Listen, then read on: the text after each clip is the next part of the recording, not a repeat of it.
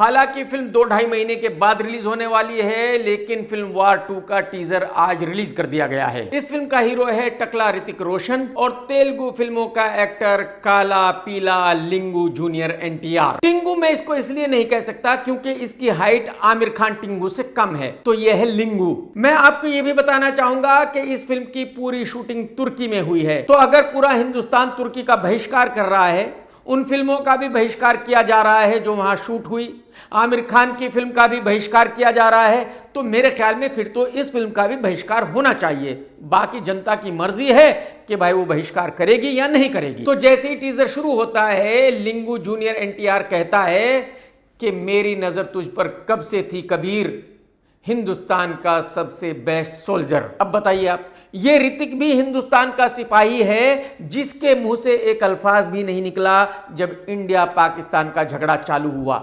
इसने एक बार भी ये नहीं कहा कि मैं इतनी फिल्में इंडियन आर्मी पर कर चुका हूं, मैं इंडियन आर्मी को सपोर्ट करता हूं।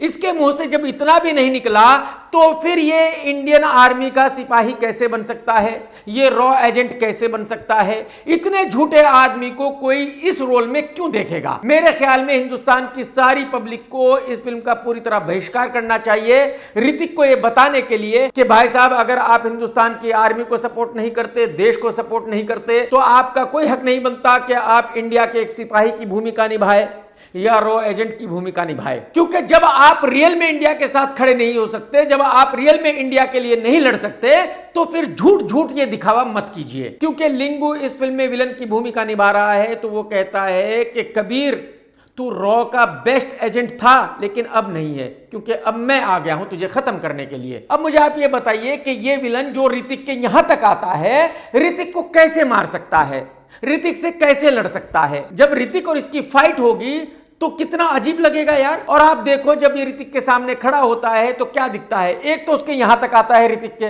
ऊपर से ऋतिक चावल दिखता है तो ये साग दिखता है। अब लिंगू भाई कुछ बम वगैरह लेकर आता है, उनको फोड़ता है, एक्शन करता है और फिर बैठता है, और फिर लिंगू भाई को ऐसे दिखाया जाता है कि ये है विलन। अरे भाई साहब, अरे भाई साहब, बटले भाई, कुछ तो मर्यादा रखिए गुरुजी। अब लिंगू भाई ऐसे बैठकर कहता है कि गेट रेडी फॉर वॉर, और अब ऋतिक की आंखें दिखाई जाती है, ऋतिक का चेहरा दिखाया जाता है। ऋतिक बढ़िया तो लगता ही है। अब ऋतिक एक गीदड़ के साथ चलता हुआ आ रहा है, और भाई साहब बिल्कुल साफ नजर आता है कि ये रियल नहीं है। यानी कि इससे आप अंदाजा लगा सकते हो कि फिल्म का VFX कितना खराब है। जब इतने छोटे से टीजर में भी दिख रहा है कि ये VFX है, तो फिल्म में क्या होगा? अब फाइटर जेट्स उड़ रहे हैं, बोट में चेजिंग हो रही है, ब्रिज से कूद रहे हैं, बिल्डिंगों से कूद रहे हैं, यानी कि सब कुछ वही दिखाया जाता है जो आप ना जाने कितनी फिल्मों में देख चुके हो। जवान में देख चुके हो, पठान में देख चुके हो, फाइटर में देख चुके हो, वॉर में देख चुके हो, ना जाने कितनी फिल्मों में ये सब कुछ दिखाया गया है। भाई साहब फिर से वही सब दिखाया जा रहा है। अब कियारा को स्क्रीन पे लाया जाता है 2 पीस में। मेरे ख्याल में इस मैडम ने शादी से पहले ऐसे 2 पीस नहीं पहना था, लेकिन शादी के बाद 2 पीस पहन रही है। आप अंदाजा लगाइए, क्या ही बोलेंगे। जब उसका हस्बैंड कुछ नहीं कहता तो हम कौन होते हैं कुछ कहने वाले? बात ही खत्म ना भाई। दोनों की फाइटिंग, चेज वगैरह सब होने के बाद अब ऋतिक आता है और उसके हाथ में कुछ कुल्हाड़ियां सी है, उनको ऐसे ऐसे घुमाता है। और ये सीन भी किसी इंग्लिश फिल्म का है, लेकिन कमाल ये है कि ये सीन इससे पहले एक तमिल फिल्म में भी आ चुका है, एक तमिल एक्टर भी ऐसे ही कर चुका है।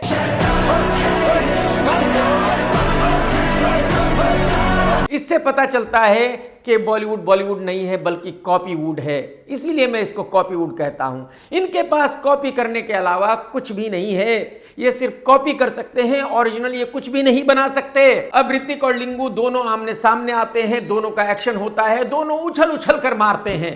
तो ये पूरा एक्शन एक्चुअली डुप्लीकेट्स ने किया होगा, इन्होंने खाली क्लोजअप दिए होंगे, और यहीं पर लिखा आता है वॉर 2 फिनिश। तो ये टीजर देखकर मैं ये कह सकता हूं कि एक तो इस फिल्म का VFX बहुत ज्यादा खराब है, और दूसरे इस फिल्म में एक भी कोई ऐसा सीन नहीं है जो पब्लिक ने पहले किसी फिल्म में नहीं देखा है। यह फिल्म पूरी तरह 100% कॉपी है, कोई सीन कहीं से उठाया गया है, कोई सीन कहीं से उठाया गया है। तो मुझे नहीं लगता कि यह फिल्म चलने वाली है।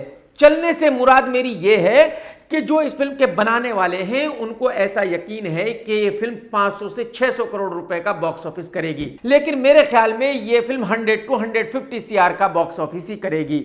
और मैं आपको यह भी बता दूं कि ये फिल्म बहुत महंगी है, तकरीबन 400 करोड़ रुपए में ये फिल्म बनी है। तो मेरे हिसाब से इस फिल्म का डिसास्टर होना तय है, गारंटी है, क्योंकि हिंदी सर्किट में तो वैसे भी इस लिंगू भाई को कोई पसंद नहीं करता है, तो लोग इस फिल्म को देखने क्यों जाएंगे। दोस्तों, अगर आज का वीडियो आपने देखा तो लाइक करना बिल्कुल मत भूलना, कमेंट्स करके जरूर बताना कि आज का वीडियो आपको कैसा लगा। टेक केयर दोस्तों, tata bye bye, love you, जय हिंद, सत्यमेव जयते।